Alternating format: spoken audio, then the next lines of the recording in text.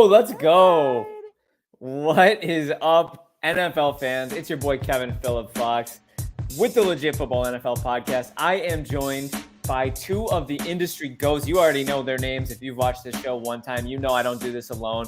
You know I got to have my right-hand man, Mr. Adrian Revito from Down Under. Adrian, how the hell are you?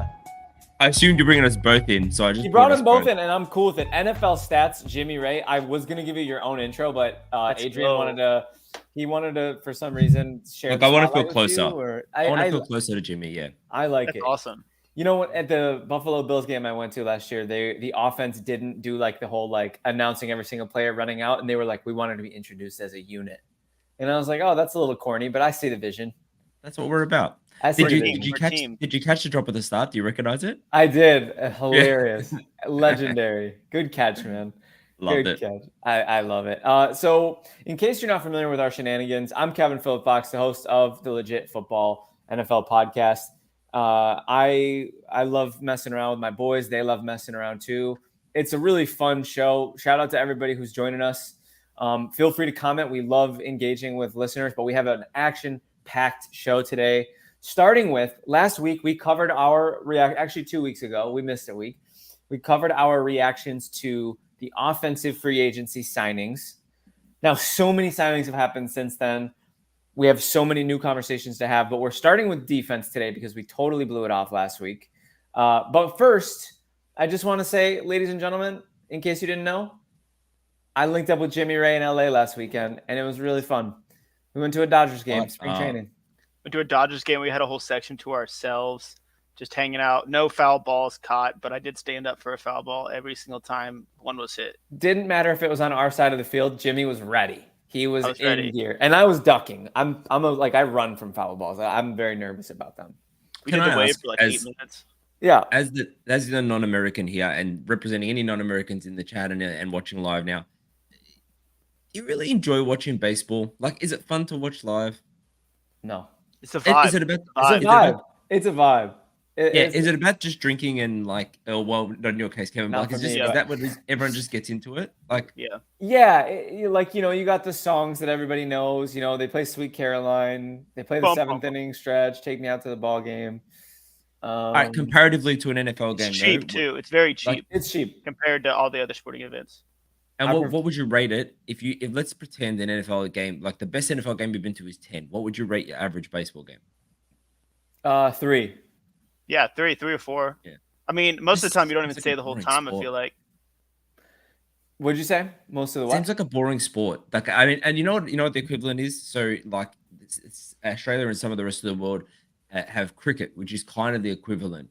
And it really is just that you go to the stadium everyone just gets drunk and cheers and screams at everything that happens. But it's like, it's not a fun game. Like I'm not going there to watch the game. You know, in fact, I've never gone to watch a game because cricket's not my thing. I think I'd rather watch it live than on TV though. So that's one thing. 2, they've made it a little better. They've shortened the games a lot. Like clock and things like that. So that helps. 3, that Indiana doesn't have like a Major League Baseball team. They have a minor league baseball team. Connected with the Pirates, so like tickets, you can get like close to the players' tickets for like $10, like $20. So it's like, why not? So drinking beer, having a good time, that's more of the vibe rather than actually the game. Well, contrary to the first 5 minutes of this episode, this is a football podcast, and we have a lot of football stuff to get to. So without further ado, Scab producer Adrian Revito. No longer a scab producer. The scab's been ripped off. It's healed. I still like it. You can't even see the scar. I know it's. You got to remember where you came from. You know what I mean? I want to pay homage. We're just keeping you humble. Why don't you kick us off with our defensive free agency, defensive off-season moves, for lack of a better term. Yeah. Starting with the biggest one, the biggest elephant in the room, not just figuratively, but literally. Aaron Donald announces his retirement, riding off into the sunset. Could have done that after the Super Bowl, and it would have had so much more impact, in my opinion, but I digress. It's a big one, isn't it? And you know what? Like, I think, all right, I don't know if this is controversial, actually. I think there's a few people that feel this way. Tom Brady is of course the GOAT, right? But if you're talking about the best at the position you play, Aaron Donald's got to be in the conversation. Do you think he's like in the all-time GOAT NFL player conversation? I would say the thing is, and it's an important position, but it's never going to get the same spotlight as quarterback. But in terms of how good you are and how far above the rest you are at your position for your entire career, I just think Aaron Donald's got to get at least a couple votes. Like I know Tom Brady's always going to get he's always got the hardware to back up him as QB, but I don't know. Aaron Donald, he's just been a game wrecker for so long. Yeah, I don't hate the take, honestly. I think like the nuance that it takes to talk about defensive line play, especially defensive tackle play, is so complicated. Like it's not really easy to have a nuanced conversation about defensive line play because, like you said, not only hardware comes into stats. Like how do you measure? Like their stats don't stack up to QBs. They touch the ball on every play. Wide receivers, they're scoring the majority of the touchdowns. They're the divas. They're the flashy ones. Aaron Donald was a work pal player his whole career. I don't know personally if I would say he's the GOAT of all time, just based on the fact that, like I said, stats, hardware, this, that, and the third. But you can't argue his impact, and you can't argue how much just absolute respect he deserves. And no question of his position, he's the GOAT. But of all time NFL players, it's just hard to weigh that. Jimmy, what do you think?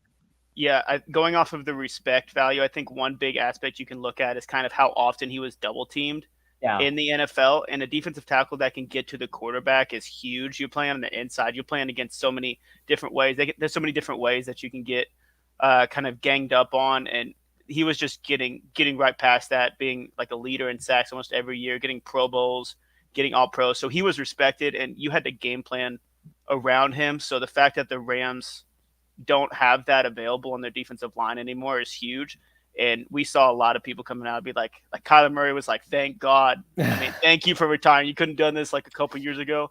But the fact that he got a ring is awesome, and he just wanted to keep playing, and it was just time for him to go. So props to him for ending it and having a great career. So yeah, I'm just trying to look up his resume of like what he accomplished at his time. And I might get that later, but I won't. And not only that, on top of being the best, and if you watch LA Rams Hard Knocks, you just saw like the effort that he puts into his technique, the way he like mentors the young guys, leadership, for sure, and barely injured. I'm looking at his injury history.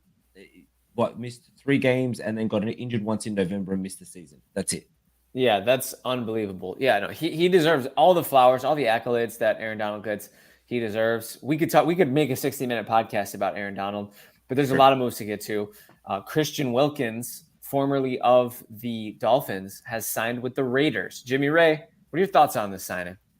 I think it's a pretty big loss for the Dolphins and a pretty big gain for the Raiders. And the first thing that comes to mind is him and Max Crosby kind of being on that line. I think that could be huge. I mean, Max Crosby is he's an animal, and having Christian Wilkins in that kind of middle of the defensive line spot is going to be huge, especially for a tough division in the AFC West with a lot of good quarterbacks. So getting pressure, stopping a run game, getting pressure on the quarterback, that's going to be huge for both of those guys. And Christian Wilkins is a big dude that can tear up that offensive line. So they're also going to be like the most annoying duo of all time.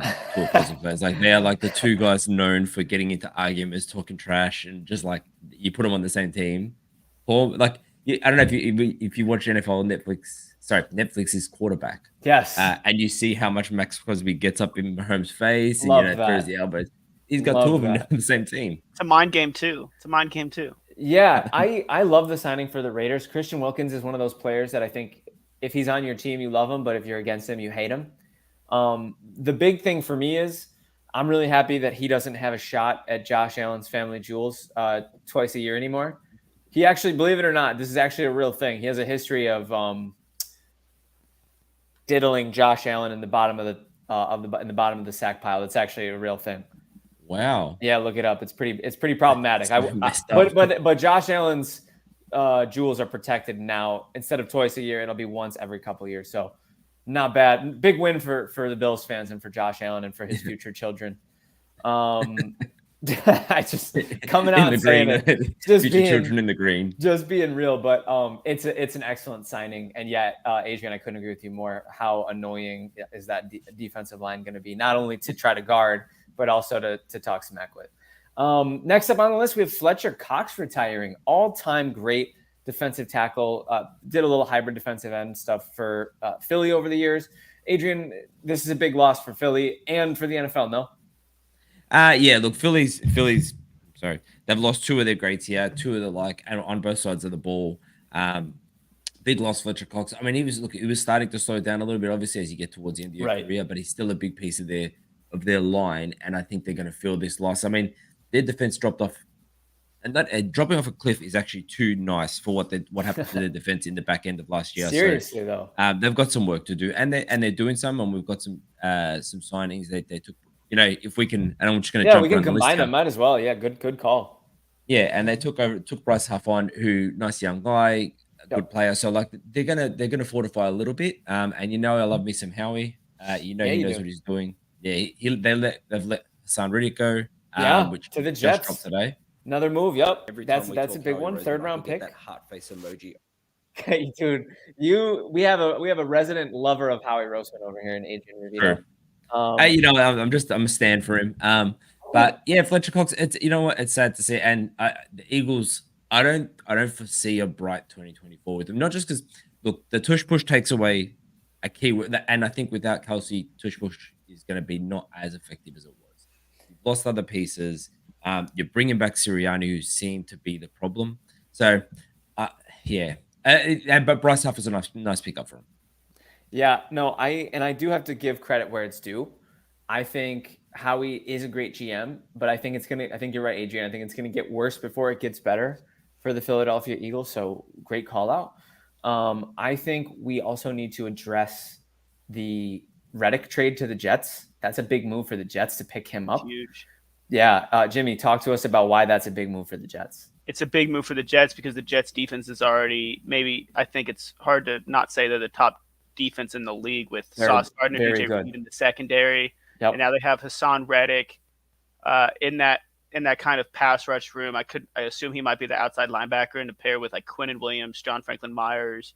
You even have Jermaine Johnson, the young guy down there as well, rushing the passer, and you have a decent defensive backs that can get interceptions, get some deflections, lock down your wide receiver one, and then you're stopping the run game with Quinnen Williams. I mean, play with him on Madden a couple times, and you won't run the ball up the middle at all.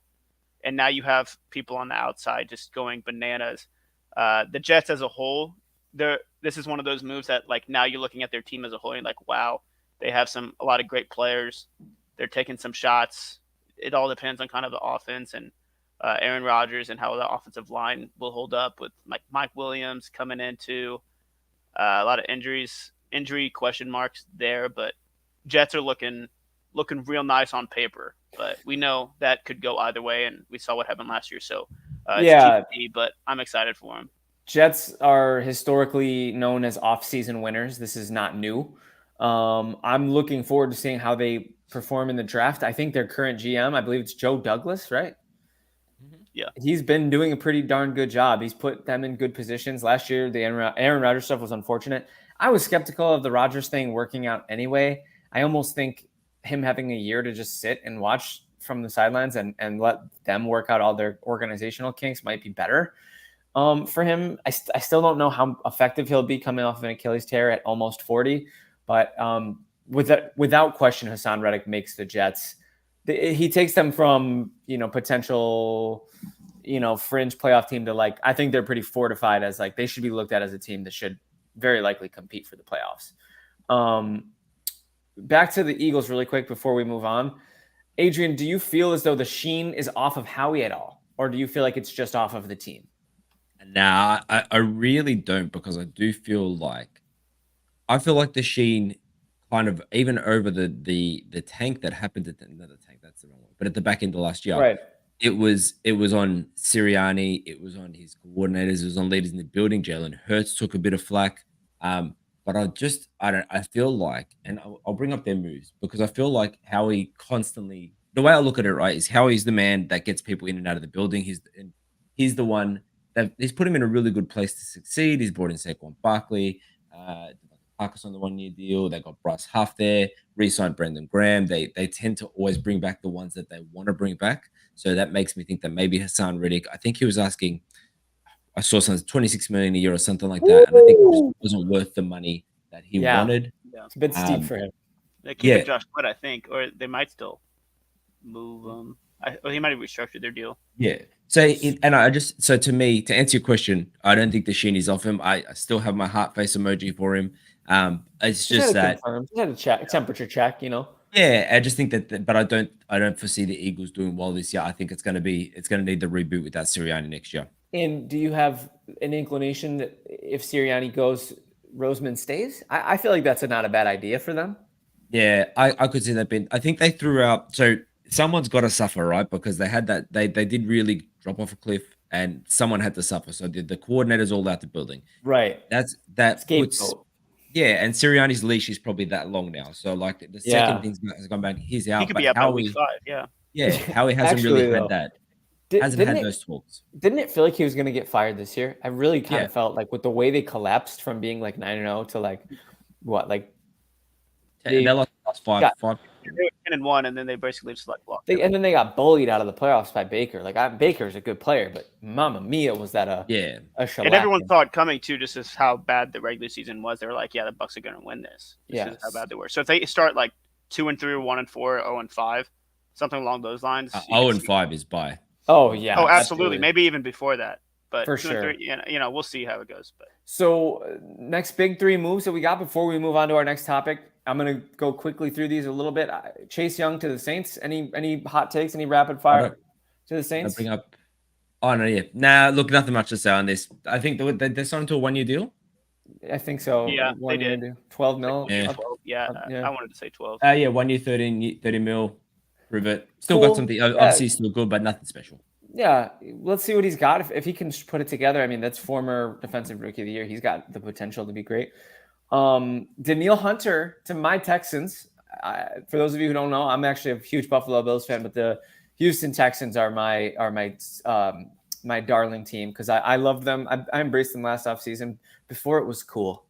And now everybody's like, oh, Texans. And I'm like, okay, but like, onto the bandwagon. Where were you when I was telling people that this was a sleeper team? Anyways, when you picked the over, remember when you picked the over by a mile? Smashed the over. Great pickup of Danielle Hunter. He's such a good pass rusher.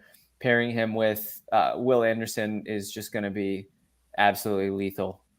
They swapped Jonathan Greenard with Danielle Hunter. Like those two teams kind of swapped pass rushers, which is interesting.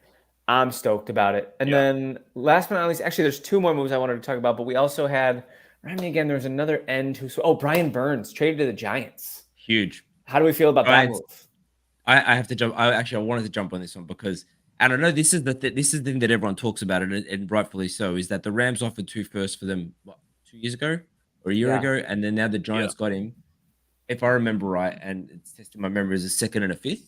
Something along those lines, yeah. Yeah, big and you got a young star like this is. I mean, this smacks of Panthers owner David Tepper. Like, just I'll say poop in the bed because I can't say what I want to say. Like, they really could have got more for him. They took what they could here, and the Giants pick up a great player. Good move by the Giants. Big one. Yeah. For the Panthers, it was also like the old regime and stuff too. So the new regime was like, okay, we'll get what we can get at this point, and we'll move on. Obviously, the owner's still the same, but who knows what happened with that? But yeah, losing out on getting those 2 firsts, absolutely insane. But big pickup for the Giants. They obviously still have a lot of pieces and stuff to figure out after a disappointing season last year, compared to like the first season they had with Brian Daboll. So we'll see how it goes. But you can't go wrong. This could be like a changing move for their $150 million contract. Yeah, big contract. So. I think you got to give some love to the Giants for this move. It shows that despite their failures last season, they're not throwing in the towel. They're not giving up on Daboll. I think they'd be wise to at least have a really strong contingency plan for Danny Dimes. We're not seeing it right now, which is very nerve-wracking. I could see him taking a quarterback. Yeah, they should. I mean, but it'd have to be like one of the big 5, right? Like if they really want to have a contingency for Danny Dimes, like, I mean, can they get Penix? Like, well, they're picking 8th. I'm bringing up the draft order now. But are you going to spend your first round pick? Are you going to spend your first round pick on a QB when you're paying one $200 million? That'd be tough. And I don't think it's this year. I mean, they that's the thing. His contract is structured that they can get rid of Dimes next year. barely. So there might be one more go, and then we'll bring in a Penix Jr. that sit in for ER. Like I wouldn't. Where's DeVito? It seems like McCarthy's. Yeah, exactly. Put in Danny Cutlets. Put in Tommy. I almost said Danny DeVito. But yeah, so like I could see them taking like Penix Jr. I could see them taking someone. And before we move on, we have two more really fun segments before we move on. But I do want to address Bills legend Tre'Davious White signed with the LA Rams. He's going to be down the street for me. I'm very excited about that. Oh, you're going by position, Adrian. Yeah. Well, we don't have to. We can maybe. We're going to be here all day. Let's sift through. I wanted to address Trey White going to the Rams. I'm excited about that. He's going to be down the street. Do you guys pick a corner each? I mean, Jimmy and I talked about Jarius Sneed to the Titans. Jimmy, tell the people why that's a big move. That's good. That's got to edit. I mean, why is that not? He's a lockdown corner for sure. He's one of the top 5 corners in the NFL, and they obviously are paying big this year on both sides of the ball. I mean, they got Calvin Ridley, they got Tony Pollard. We talked about not liking those moves, but I mean, they're obviously going all in for Will Levis. Yeah. I don't love it. Colts fans were going crazy because they thought we were going to get Sneed. That never came close to fruition just because of the deal that he wanted. I think he got like $50 million guaranteed, something along those lines. And we didn't see him as a great corner like that. So we'll see how it pans out for the Titans. But having that on the defensive side of the ball, they for sure needed something along those lines to stop the Colts, So good luck. You can't overstate the impact of that trade. L'Jarius Sneed was excellent last year, one of the best corners in the game. Adrian, tell us why Keyshawn Nixon coming back to Green Bay is massive for you guys. It's even bigger now with the new kickoff rules, which we're going to get to. Yes, I can't wait to talk about that. All-pro returner. And look, he's under the cornerback, but to me, he's always going to be a special teams player because as a cornerback, he's nothing special.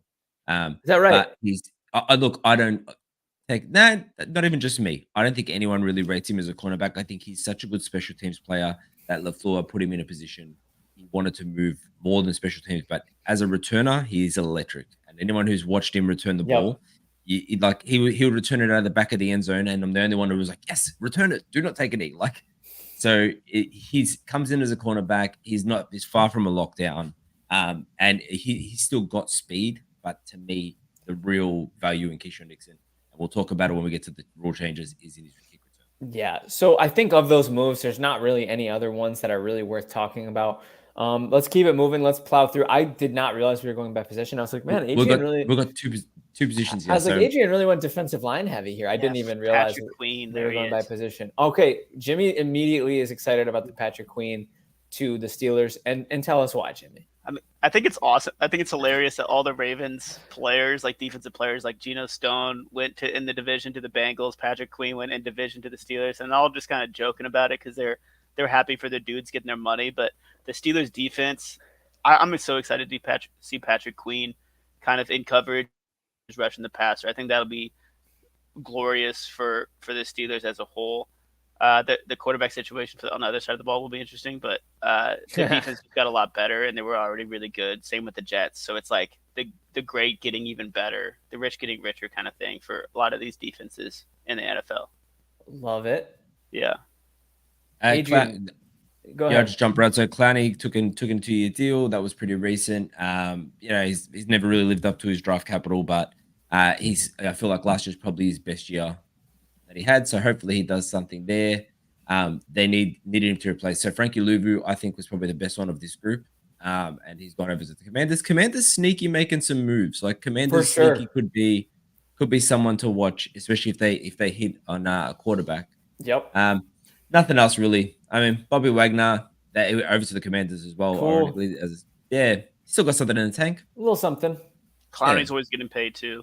He's always paid. Always. But always 1-year deals. He's got a 2-year now for hey, make your bag. It works out for him. Make your bag, King. Exactly.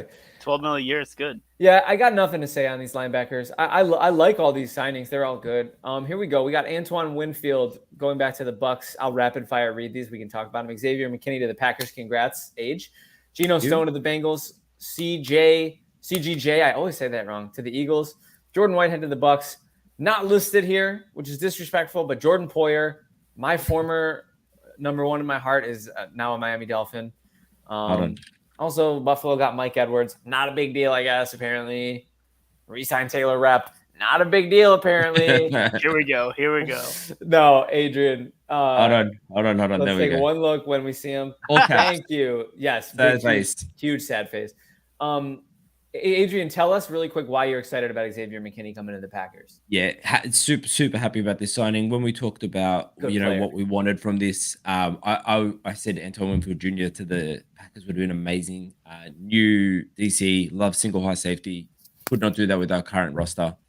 So you needed to bring in kind of like a real do-it-all safety who can really be there on his own. You might still maybe second, third round might have addressed this in the draft as well, but just big signing. Xavier McKinney, he's probably the best safety that was left available. Antoine Winfield would be number one in my eyes. So big signing, and they needed it. For it's hard because Joe Barry got a lot of flack, rightfully so, because he had such a loaded defense and he just didn't have the results. So they still have all the pieces, but I feel like for Jeff Hafley to be successful, he needs that secondary because that's his whole defense is about limiting those big plays, but pushing the ball out quickly. So you need the secondary to be strong, and that's also why Gutekunst got fired, right? He's not fired. Oh, he's still there. No, yeah, Goody's still there. Oh, did you like? He's making moves. Did you like Goody or did you hate Goody? I still like Goody. I thought you were low. I remember you were lower on him as the season went on. I thought he was going to be a shoo-in for gone.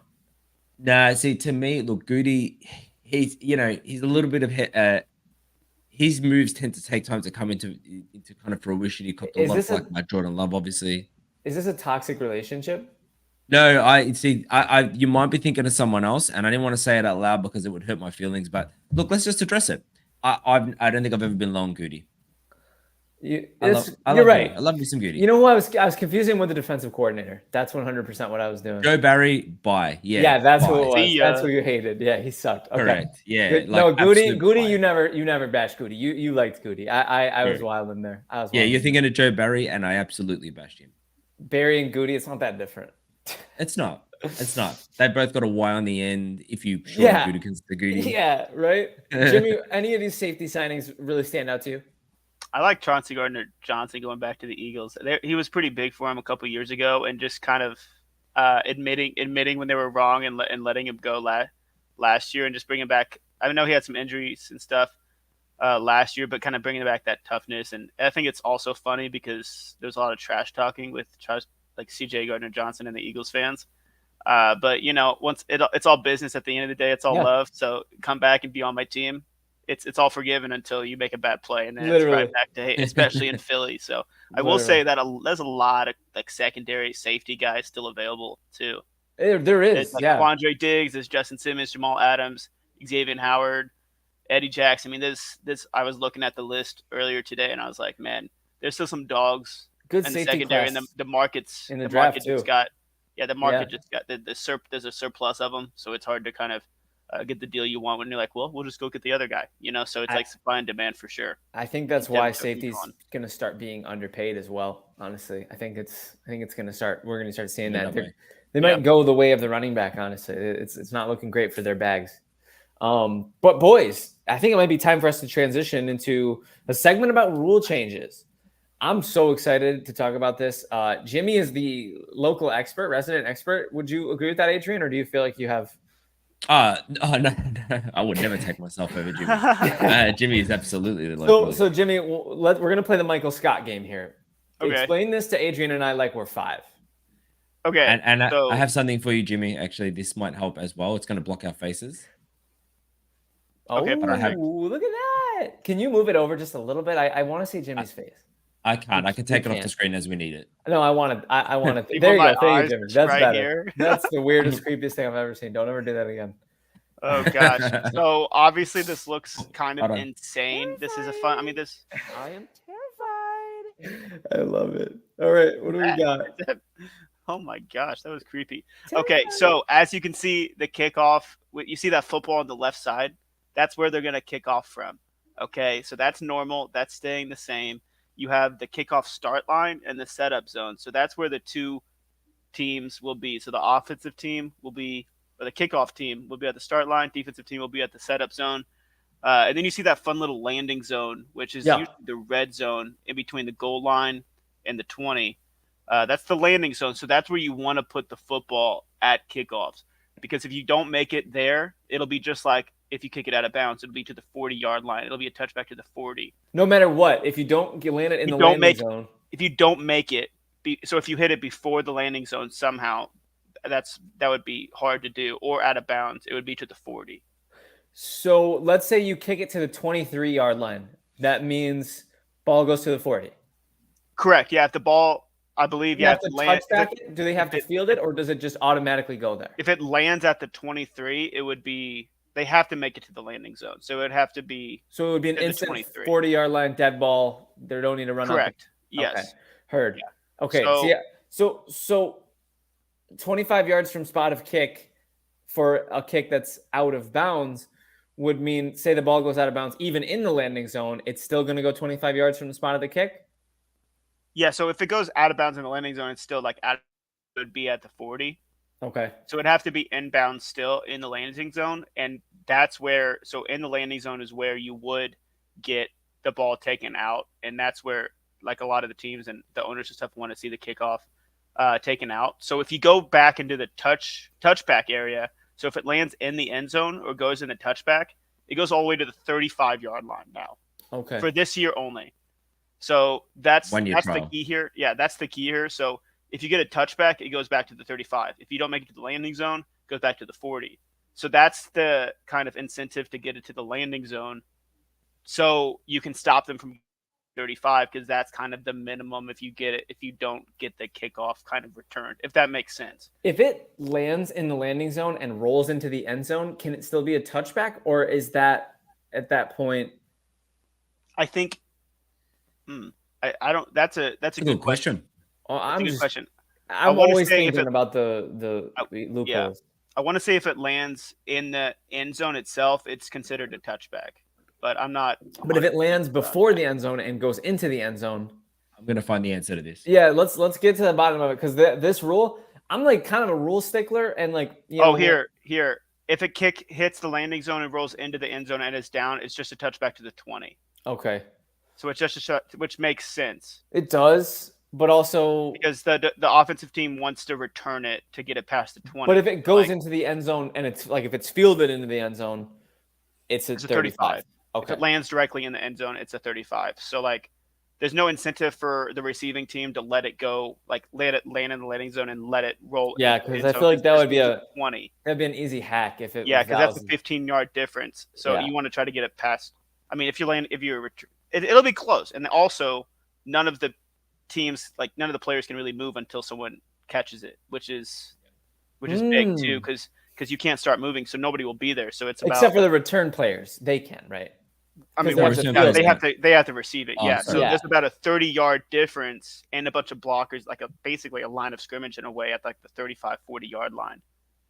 So this is fascinating. There'll be some room. So it's like a punt. I feel like it's like a punt in a way, but you have to wait to move. It's very I love it. Interesting. I love it. I do too. Yeah. I love it because it's good for the league. It's fun. It's new. We're gonna see new kinds of plays. The kickoff was dead. It really was, wasn't it? It's interesting. Yeah. Will we like it? Will it be some things we don't like? Obviously. I think it's gonna, in my opinion, I think this is gonna lead to more scoring. And I don't just mean on that play, but instantly handing Josh Allen the ball at the 35-yard line. Yeah. That's gonna lead to a lot of touchdowns, I think. I think Josh Allen, Mahomes, I wanted to say Justin Herbert, but I'm not gonna say Justin Herbert. Josh Allen, Mahomes, Jordan Love, they're licking their chops right now. This is going to be very nice of you to throw Love in there. You're welcome. Packers didn't even want this rule. They voted against it. How many teams voted against it? 3. The Niners, Packers, and another team, I forget. Freaking Niners, man. Traditionalists over there, man. Yeah. Boring. Yeah, it's obviously going to lead to more returns. They removed the fair catch because you don't need it because you got no one running at you until you touch the ball. Yeah. So I think, and they looked at, props to the XFL, they took this off them. It's a 1-year trial, but it seems like one that might stay unless it goes like horribly wrong. But it's better for player safety, which is always what they're trying to sort of sort out when it comes to returning the ball. I feel like it makes it a little bit more exciting, takes away that, There was a time where it's like you would wait through a commercial break, they would kick off through the end zone, and then you go into another commercial break. Yep. Yeah. What am I doing now? And I think the players will like it too. I don't see like any players really, but like that's awful. They obviously are talking about another rule, but I think the players will have more chances to make plays, which I think is big time for them. So should be fun. But no onside kick now. Really, the onside kick's dead. You got to announce it, don't you? Yeah, you have to announce it. So unless like you absolutely need to do it to try to win the game, that you'll obviously do it. Yeah. But that's the same. Yeah, but it was already dead before. Yeah, right. So it doesn't. I mean, it's just. I would say it doesn't. The only thing it takes away really is the surprise onside, which is kind of sad. That was a fun little momentum thing. Like, yeah, we'll miss the surprise onside, but everything else. They do need to. They've dropped something about like the sort of 4th and 15, 4th and 20, like every year for a long time. I prefer that. I very much prefer that. Oh, so would I. But I think they just, if it's not that, they need to do something because onside kicks at the moment is just. They killed it even more. What was the recovery chance? Like 3%? It's nothing. Dude, it's terrible. Yeah, it just feels like a death knell when your team's onside kicking. It's like we've already lost. Yeah. Agreed. Yeah, good stuff. I'm really glad we got into that because I didn't really know it, to be honest with you. So that's pretty interesting. Adrian, Jimmy let us off with do you want to do the swivel hip drop or should we have Jimmy do it again? What do you think? Look, I can give you a couple things on it, but look, we don't need to spend, we don't need War and Peace on the hip drop tackle in the next one. So they've banned, the hip drop tap. Let me try this again. The hip drop tackle itself nailed it. In its entirety has not been banned. It's just a swivel one. So it's the one where they grab them, use the gravity to swing around and kind of take out in between the receiver running back's legs or quarterback's legs, ending in a lot of injuries. Statistically, yeah, I understand it's ended a lot of injuries. I know a lot of players are not happy about this. I know they teach defenders. I think it was Jason McCourty was saying that they teach defenders. That's how you learn to tackle. You grab on and you use gravity to your advantage. So you've got a lot of defenders that are going to be needing to relearn their technique. And I also, what I don't like is it's one variation of the hip drop tackle, which means that when it comes to to calling this as a foul, there's going to be, I think they'll change this next year. This is going to be like that, reviewable pass interference. It's sort of like, I think it's going to be too much of a gray area and there's going to be too many wrong calls made that I think they're going to have to go back. I feel like there's going to get too much. The word I would use is hullabaloo about this. Yeah, love that word. Love a good hullabaloo. Yeah. It's a great word. Yeah, a lot of people. There's like videos and stuff. I think was it Logan Wilson? Do I have that name right? Of like, I think his tackle on Mark Andrews. Yep.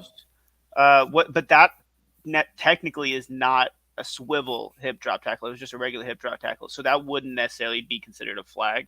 But as Adrian said, there's a lot of. I mean, it's not an easy thing to officiate. They already are looking for 100,000 different things. So there's 100% chance that there will be a lot of wrong calls when it comes to this, and having 15 yards and an automatic first down is absolutely ginormous. I mean, why can't they make it less of a penalty? Why can't they be like, oh, it's a 5-10 and then a fine maybe or something? But like, I think they're just like really trying to de-incentivize players from doing it is probably what I'm gathering. I've heard they even want to do it. I mean, I don't know. A lot of players have talked about it on the defensive side of the ball. I would say it's more commonly negatively looked at this rule change because it sounds like defensive players feel as though they're being handcuffed while they're trying to play defense, which I understand. I did hear from, I want to say it was Kenyon Drake, who tweeted saying this tackle took a year of my career away from me. Like a player did this to me and my ankle was so badly injured. And we saw a lot of them last year.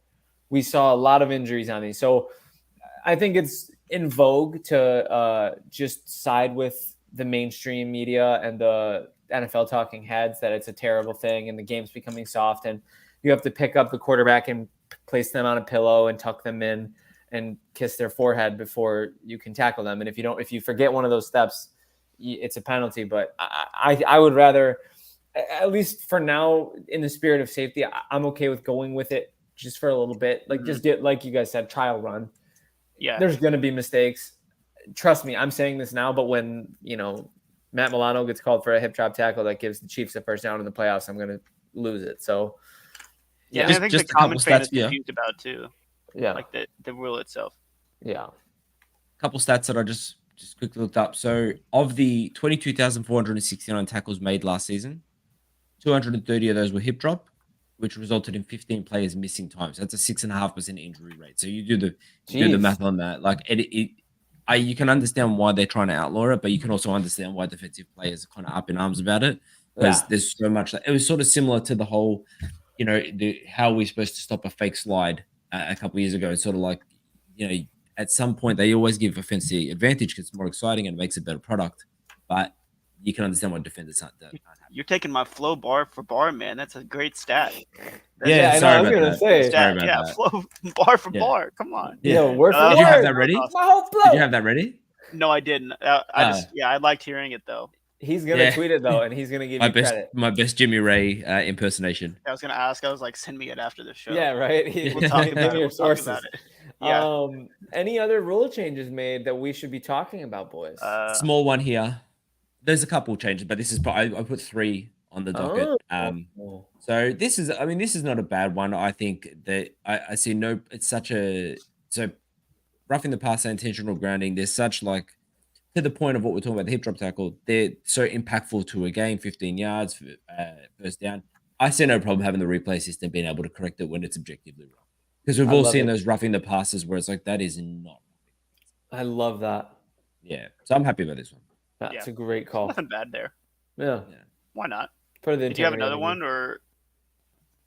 That's all I've put for the rule changes. I was going to say the trade deadline did get pushed back 1 week. I went back a week, isn't it? Which I think, I feel like that's a good thing for teams that are still like on the cusp of the playoffs or not. So, and then also I saw somebody that like this might be leaning into like the 18-game season. If it's like the trade deadline is after week 9, it's kind of in the middle.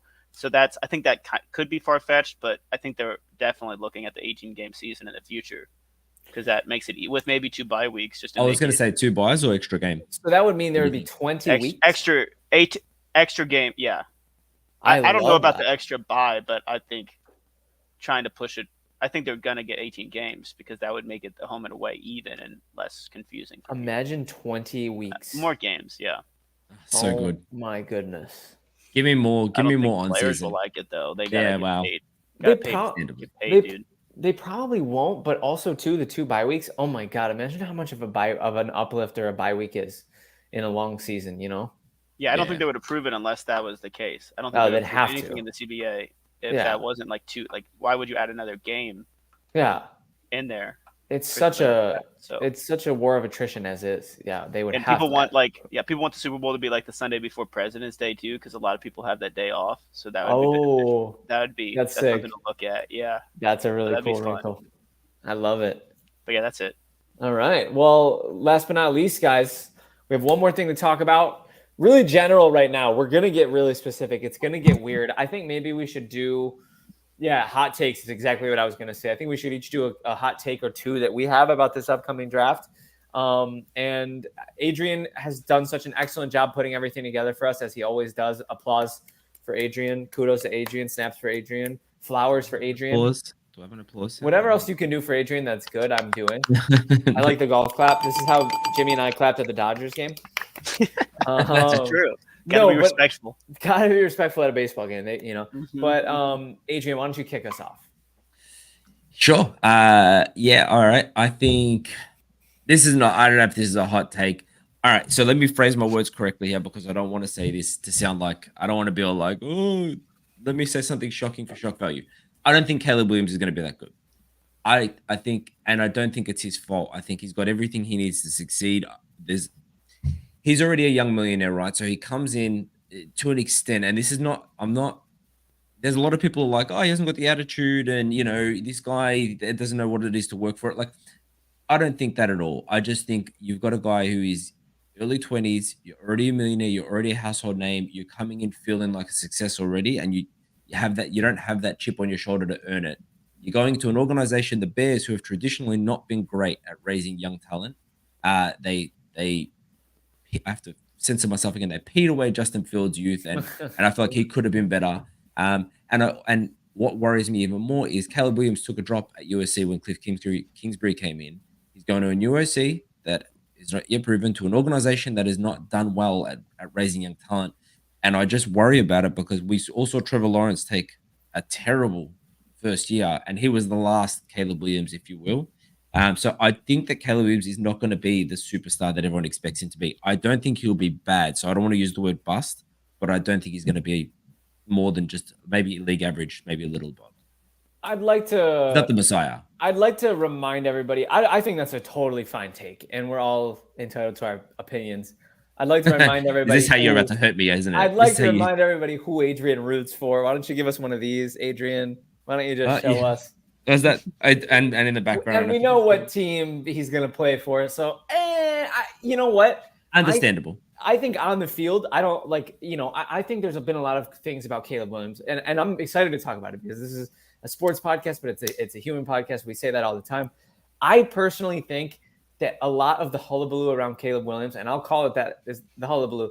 It's frustrating because people are making it about the fact that he's Gen Z and he paints his fingernails and he has a pink phone. I know you're not doing that, and I appreciate that. I'm not lumping you in with those jerks, but that's been pissing me off because I'm like, yo, I think Caleb Williams, he's got swag. I don't know if you guys saw the video where he was like, my lips are pink, my nails are clear, your girl loves it. I was like, that's pretty funny.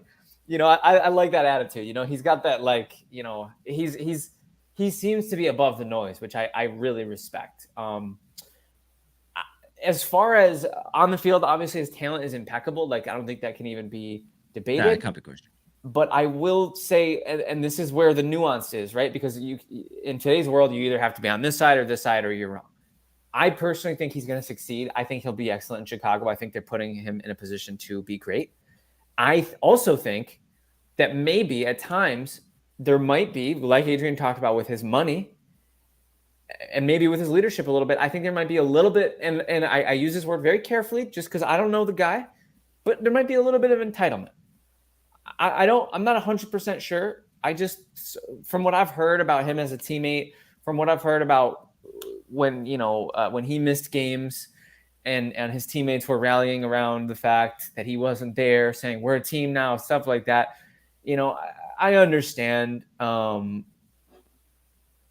understand where the narratives come from, but I think there's nuance to it. And I think, Adrian, you did a good job staying on the nuance side of it. And I just wanted to weigh in because I think, how can you have a draft hot takes segment without talking about Caleb Williams? I think that's the hot take for me here is not Caleb Williams will be bad. To be super clear, paint your fingernails, pink phone, don't care about that whatsoever. Actually non-consequential at all to you as a player. I just think he's kind of set up a little bit to fail. And you're going to say the Bears have done a good job by bringing talent in. I agree with that, but I just don't know if Eberflus has it in him as a coaching staff. And let's be honest, if they don't do well this year, Eberflus is gone. They got a new head coach. He had a new OC that's starting this year, and he had Cliff Kingsbury come in, and that affected him, whether you like it or not, whether you want to talk about stats, eye tests, whatever. He dropped off last year. So I just don't know if he's set up to succeed the way his expectations are. Yeah. If he was JJ McCarthy, he'd be fine. Yeah, I mean, we know the hit rate on quarterbacks is very low too. I mean, we saw the last draft where we had a bunch of quarterbacks like this was like Trey Lance, Trevor Lawrence, Zach Wilson, Justin Fields. I mean, that you just saw all those names. Like a few of them, most of them aren't even starting or on the same team as they were drafted on, and that was just a couple years ago. And then we saw Kenny Pickett's now on the Eagles too, and that was just in 2022. That was just 2 years ago. So obviously, a lot of these quarterbacks, I mean.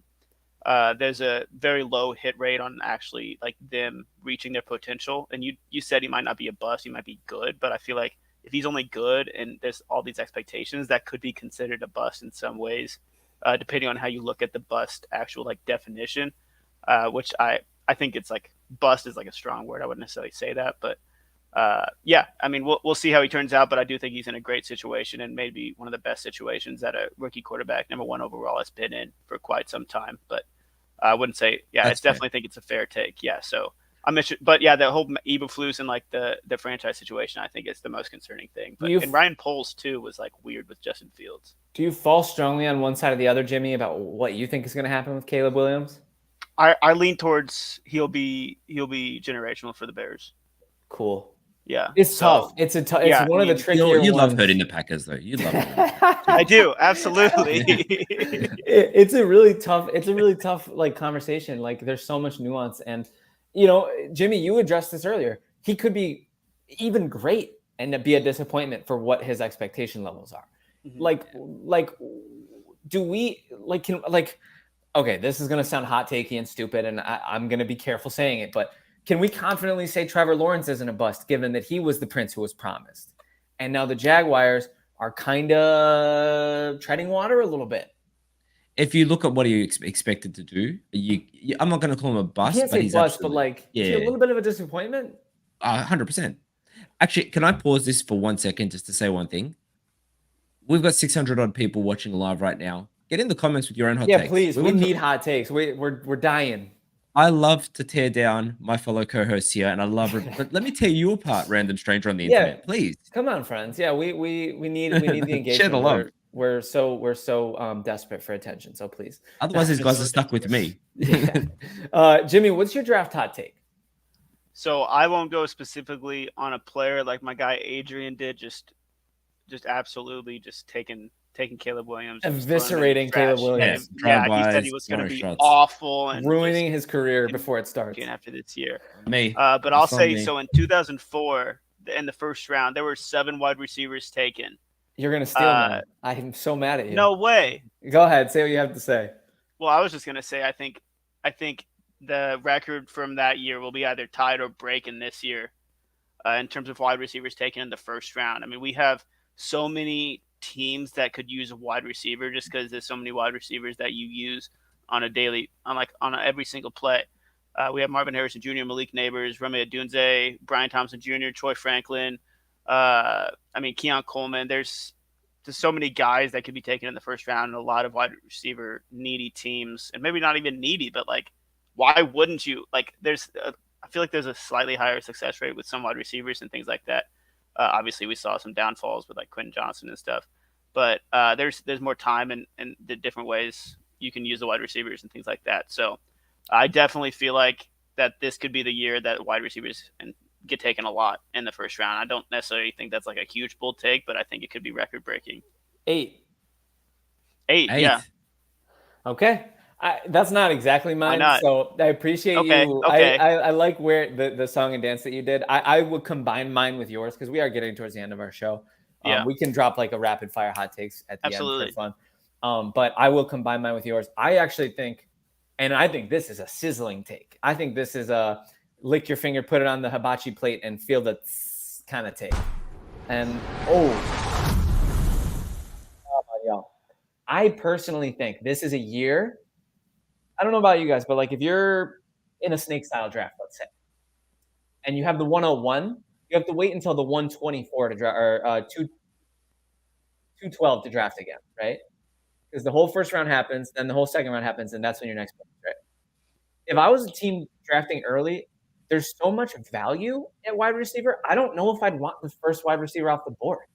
I'm not saying I don't think Marvin Harrison Jr. is going to be generational, but if you could trade, say, the 3rd overall pick for the 15th overall pick and grab Odunze, come on. Odunze might be the best wide receiver in the class. He has an all-green route tree from Matt Harmon on reception perception. That doesn't happen very often. I don't know if you guys watched him. I watched a little bit of college football last year, but watching the lead up to the national championship game, Odunze was the guy. He was so fun to watch the entire playoff. He's an excellent wide receiver. And that's not even considering the fact that there's like Jimmy listed off all the names, but I think Malik Nabers is special. I love Brian Thomas. I love Keon Coleman. Adonai Mitchell. I don't even know if you said him. Xavier Worthy. Oh yeah, I didn't say him. Xavier Legette. Lad McConkey. There's an insane amount of really first round graded wide receivers. Man, go reach for that other position of need and try to get an early second and grab one of the guys who inevitably falls out unless Jimmy's record gets broken, right?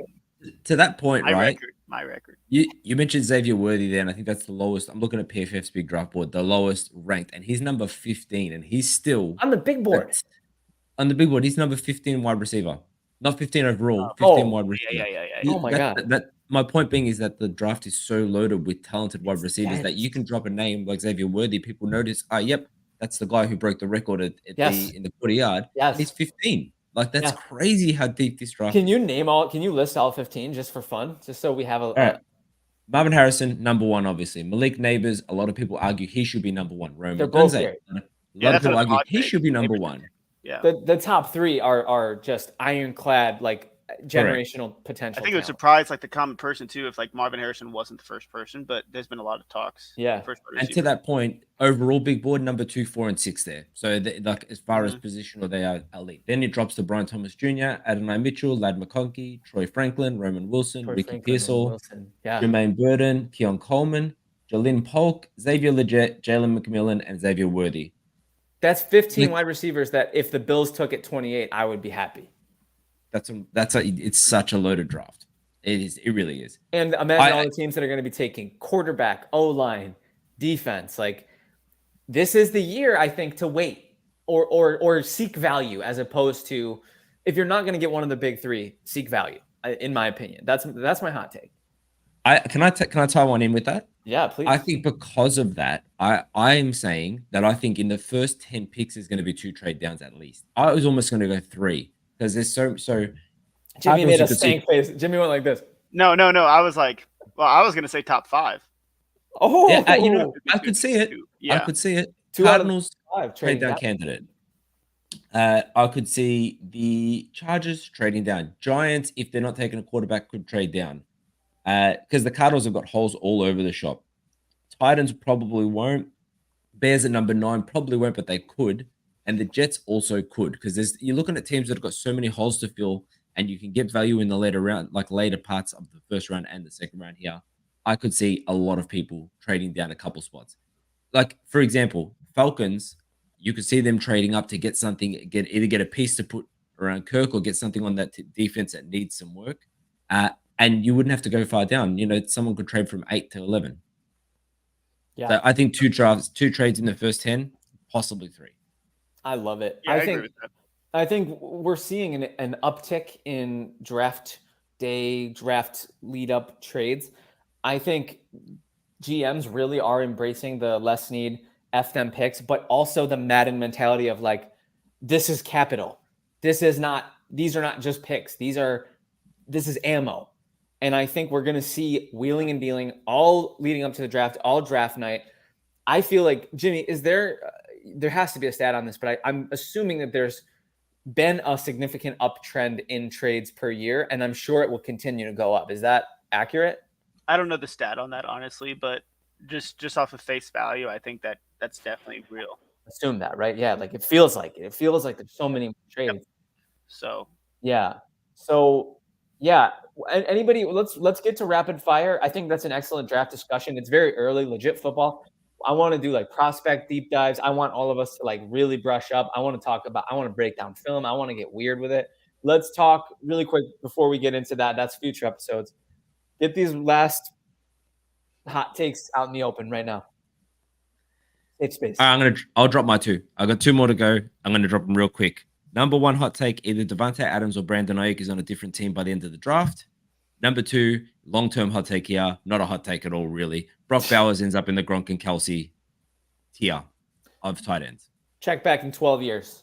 Yeah, that's my point. Like, I'm not saying he's going to be great year 1. I'm saying in 5 years' time, you're going to be talking about him in the number 1 combo. People thought that about Kyle Pitts, man. Is that dead? Is that dream dead?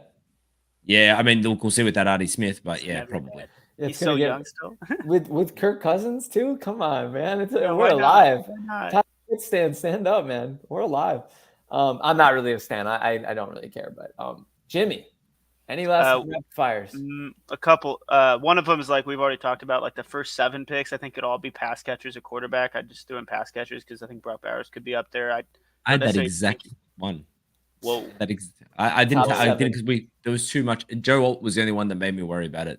Yeah, that's fair. Yeah, it would be hard not to pick a tackle that early. But I also will say another one is the Raiders making some moves and maybe trading up for a quarterback and trading Aiden O'Connell on draft day.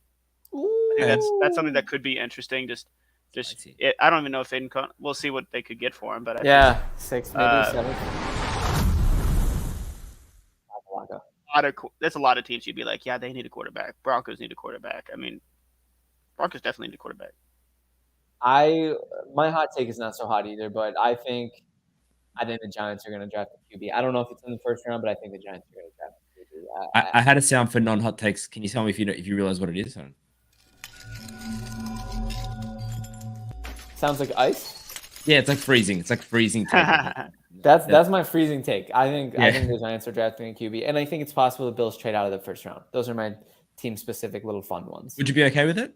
Yeah, we need assets right now. You know, premium draft capital is one of Brandon Beane. Like, he's been so good with his draft picks. Like, I trust him to hit in the later rounds, and those signings keep coming in, man. You really might have to consider making Brandon Beane your new number one crush, Adrian. He's up there. I'm like and he's handsome too. He threw the first pitch out at the Buffalo Bison's game. Go look at it. Look at the video. This is a little steamy. See, you know what though? As being the loyal man that I didn't want to look at other people.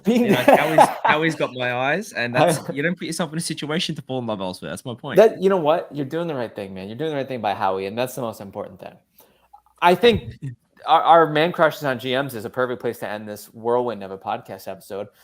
I love the ADD podcast episodes. I'm gonna miss these when we get into like, oh, it's all about this or it's all about that. I'm gonna hate like trying to have to be focused. Like, I love how scattershotted we were today.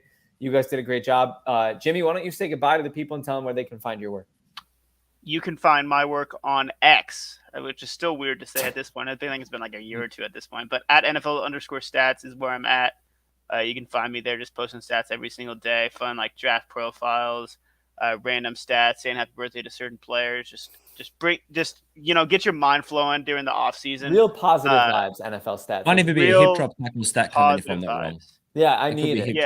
Yeah, check out the hip that you may have missed at the earlier in the show if you weren't here. So stay tuned. That Jimmy came up with. Yeah, that I came up with. Alone. I don't think there's any other stat guys here that are really good at just finding stats. And Adrian, where can the people find your brilliant European? Okay, so the people you got my Twitter handle there at Adrian_Revito. I would say more importantly, go to Legit Football, subscribe to the channel, and find me here. Find me here with the two people that I love. This is where we should be found. Exactly. Yeah. I'm the Buffalo Chill. In fact, don't follow me on Twitter. Go to YouTube. Follow Adrian. Follow Adrian. I'm the Buffalo Trill, and legitfootball.com is the number one place for NFL news every single day. So go subscribe to our daily newsletter. It's free, it's fast, it's effective. This has been an outstanding, beautiful episode of Legit Football. Coming from Kevin Phillip Fox, Hemi Ray at NFL Stats, and Adrian Revito, we are out.